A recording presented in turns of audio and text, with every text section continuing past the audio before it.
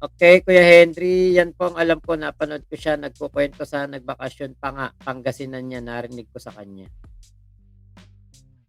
Nandito ba? Si Nay Karen Whitmore umuwi na? Ayan, Ayeli siya, yes ako yan Mac, same person. Oo, okay po, nag-change name lang, okay po. Dito ho, may nabanggit si Norman na talagang matindi, mga ka-hombre ko, nakakatuwa. At least kami maghahanap buhay ng marangal. May gasoline, may tinda kaming gasolina at the same time may restaurant. Parang ano lang siya, simple lang siya. Parang yung lutong Pilipino lang na mga quick meal, parang ganun. Mukhang busy na ho ang ating bida sa kanyang pagpapatayo ng gasolinahan at restaurant, mga ka-hombre ko. Napakatindi ho nito. At sinabi niya pa na Meron akong konting sosyo sa maliit na gasolinahan.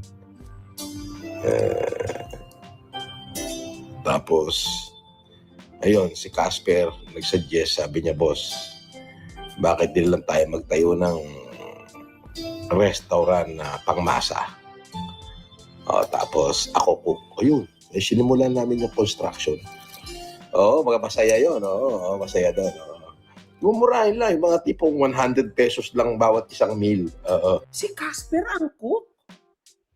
Teka, kung si Casper ang cook, dapat hindi 100, dapat 30 pesos lang.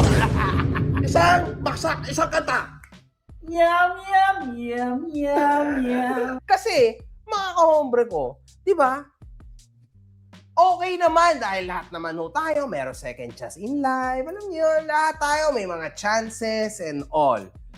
Pero si Casper, mga kahombre ko, would you actually eat? Mamaya niya may mag-live lang dyan sa restaurant nyo, tapos pagtawanan lang kayo, mga unggoy kayo.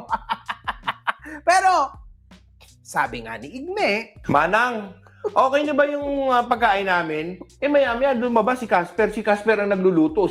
magaling siya magluto. Masarap magluto si Casper. Dapat ipakain doon si Demonyo. Demonyo yun. Sabi ho yan ni Igme, which obviously, kamag-anak ni Casper, mga kahombre ko. So, baka naman ho totoo, mga kahombre ko, na masarap talaga magluto si Casper. At dito, hindi na natiis ni Norman Gusgusin. Uy, huwag niyo na akong ipaalala sa akin yan. Yung ano na yan. Pinipilit ko na kung kalimutan yan. Pero maraming salamat doon sa mga taong tumanggap sa akin. Mukhang na trauma. Yan ang sinasabi ko sa'yo. Pero huwag kayong mag-alala, mga kahombre ko. Babalik at babalik sa kademonyohan yan, mga kahombre ko. Alam nyo ba kung bakit? Sabi niya nga, In layman's words, sa kasabihang Pilipino, lintik lang ang walang ganti. so naniniwala ako na he will definitely take his chances sa tinatawag na revenge. For sure. Bakla yan, no? At dito ho, mukhang tinetesting na naman niya ang pasensya ng Napolcom. Ayaw nga pala. Sa kapulisan. Kung sakali ho na ako ay magkakaroon uli ng warrant, ay i-text nyo na lang ako at ako'y susuko. Huwag na ho kayong mahirapan. Alam nyo naman ho yung mga number ko. Nasa inyo naman. Iniwan ko naman dyan. Text nyo lang ako. At ako'y susuko na, diretso. Norman! Address mo nga, wala kang maibigay. Di ba?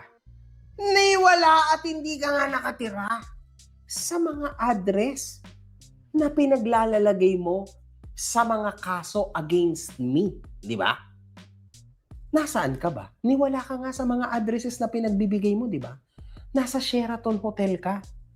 Now, how would you make us believe na yung mga number mo na binibigay mo o na available online, tunay ngang sa'yo?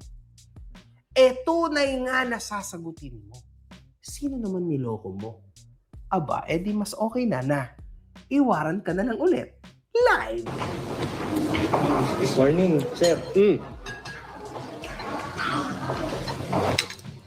Right. I-serve lang po namin yung warrant. Oh, ayan si Nanay Karen Whitmore, oh. Hi guys, sorry, I'm on my way to work. Nasa ano pa, nasa nasa London pa. I will be there in the Philippines soon. Thanks, Mac Pablo. Ingat po kayo dyan, Nay, ha. At ibalik nyo po sa hoyo si Kulaong. Pahoyo nyo po talaga yan. At sana hindi lang po hoyo. Mabalik din yung pera ninyo. Nandun si Nanay Karen Whitmore sa sa London pa. Baka sinasabi mo, Kuya Henry, si Nay Susan Broiler 'yon. Ate Katrina Love, yan yung tao pinakamakapal ang muka. Kinakanya ang mga businesses na mga dumidikit sa kanya. Sa kaya pinaglihi ang Kulaong na yan. Salinta po yan. Pinaglihi. Paris Francie. Ay, si Ate Modern Parents to. Gasolina ni Alex Pabella, inangkin niya na naman. Ayun nga. Sa tingin ko, hindi naghiwalay na ni Kulaong at Alex. Hindi na maghihiwalay. Parang ganun po. Hanggat may pera si Alex, hindi po hihiwalayan ni Kulaong yan. May gasolinahan na bigla no, Kuya G? Di ba? Oh, that's the perfect way. Wala Patalon-talon ka Tumatakas ka, tinatakbuhan mo ang lahat Di ba? Mali yun, Norman. Dapat harapin mo ang mga problema mo. Abangan natin yan, mga ka-hombre ko. Exciting yan. Meron hong isa na namang matinding live. Ito, closure na natin, mga ka-hombre ko. Congratulations do sa aking anak. I love you, anak. Huwag kang mag-alala at matatapos din naman to.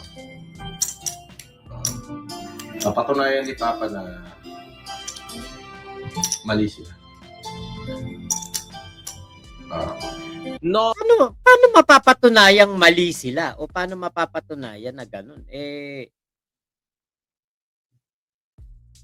Kitang-kita naman sa SOCMED na ikaw ang mali. Alam mo, pati anak mo, niloloko mo pa. Norman, uulitin ko lang sa'yo. Noon, nakayan-kayanan mo ang mga taong nagkaso sa'yo. Kasi hindi ka naman sinakal Di ba? End of the day, gusto nila ng katahimikan, inalisan ka na lang nila. Which, understandable, di ba? Kaso Norman, yung mga nakalaban mo ngayon, tulad ko, tulad ng pamilya ko, totoo, nahaharapin ka namin ng paulit-ulit sa korte. Gusto mo, araw-araw pa tayong magkaroon ng hearing, araw-araw kami nandyan. Kasi talagang totoong pananagutin ka namin, Norman. Hindi ako, pamilya ko, aatras sa mga katulad mo. Literal na ihohoyo ka talaga namin. Alam mo yon? Totoo, pananagutin ka talaga namin, Norman. Kahit gaano pa kaawa-awa ang ilabas mo sa publiko, still, ihohoyo ka talaga namin. Nang matagal na panahon.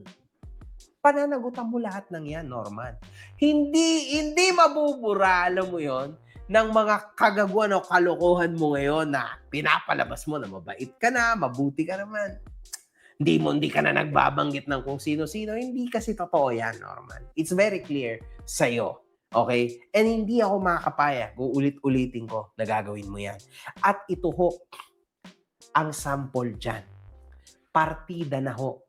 Anak niya ang sinasabihan niya. Pero, makikinig natin sa background. Matatapos din naman to. Napatunayan ni Papa na mali sila. Na nilalaro niya ho. Ang cheap sa casino na probably, syempre, ginagamit niya. So, dito pa lang mga kahombre ko, para na sa anak niya itong mensahe na to. And you can't see any sincerity. Kasi literal ho, na nilalaro niya yung casino chips. So, anong i-expect mo, mga kahombre ko? Ibig sabihin, he is actually playing with it. Still.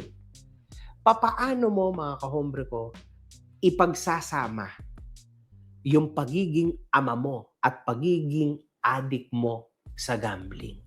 Di ba? Nasa casino ka. Instead na nagpapakaama ka. 'Di ba? Kaya naman kahit minsan, makikita natin, kasi otherwise lalabas yan sa internet, pero hindi ho siya dinalaw. Kahit na sino sa kanyang pamilya Mm. nung siya'y nakulong.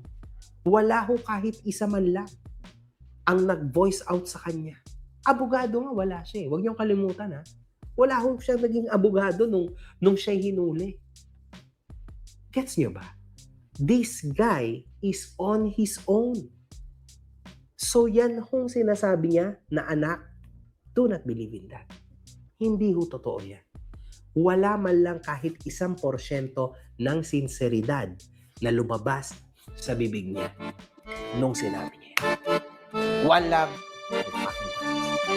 One love, good fucking bye. Ano nga 'di ba sinabi pa nga niya yung eskwelahan, yung mga teacher daw nung anak niya, ang simpatya nasa kanya. Mga kaklase daw ng anak niya, simpatya nasa kanya. Oh. Ako, Catholic school din ako graduate. Hindi ituturo diyan na kumampi ka sa kriminal. Ay, no. Okay. Kilala mo din. I will try my very best, Mac, in God grace. Thank you po, Nay Karen Whitmore. Ingat po kayo sa papunta sa work. Okay, JC Castillo, tama, kalbo na si Kulaong. Pag nakulong ulit, sasakto na ulo sa donut. Ang gasolinahan niya nasa dulo ng sulu. Ano kaya iniinom nitong si Kulaong? Nakakahibag yata nakakahibang. Wala. Nakakalibag eh. Nakakahibang pala. Baka pag may nagtanong kung asa na ang restaurant at gasolinahan, wala na naman. Baka sabihin, wala na naman mapwestuhang mahanap. Totoo yan. Yun na naman dadahilan yan. Gibelus Makmak, di ba sabi ko sa'yo last time, magkakatotoo lang kung may picture siya at anak niya. Tama po. Baka sasabihin na naman ni Kulaong, ang mahal na ng gasolina, magtatayo pa ako ng gasolinahan. Ha? Nako. Ala tayong magagawa talaga kay Kulaong. Ito po ay tama yung comment nyo kanina. Punong-puno po talaga ng kademonyoan to. Kahit na, kasi ako, hindi ko kayang mag sa anak. Yung parang gagamitin mong anak mo. Hindi ko kayang gawin yan. Si Kulaong paano-ano pa. Pa-message pa ng ganyan kunwari sa anak niya sa live para kunwari okay sila nung anak niya, di ba? Hindi ako naniniwala. Kahit yung nanang niya, sinout out niya, binigyan daw siya pera, pinapauwi daw siya dun sa probinsya. Hindi totoo yun. Lahat yan pagpapanggap at panggagago na naman sa mga supporter niya. So yun po, ako po magpapaalam na sa inyo dito sa ating live na ito. Yun. Salamat po Nay Karen Whitmore. Okay, Navarro, gagawin mura ni Kulaong yung bebenta niyang gasolina, haluan ng tubig para pumugok mga sasakyan lang yan. Search mo ngayon, Mac, who's the registered owner of the gas station ni Alex? Please to clear na wala dun si Kulaong. Ay, ate, Katrina Lab, hindi na po natin kailangan i-search yan. Hindi po totoo yan. Alam na naman natin na hindi talaga totoo yan. Kailan lang ba lumitaw si Alex Pabella sa buhay ni Kulaong? 'Di ba? Bago siya makakulong, noon lang lumabas ang Alex Pabella sa buhay niya tapos biglang may gasolinahan na siya. Kalokohan yan, ate. Hindi po totoo yan. Wala pong hindi po magsasabi ng totoo yan si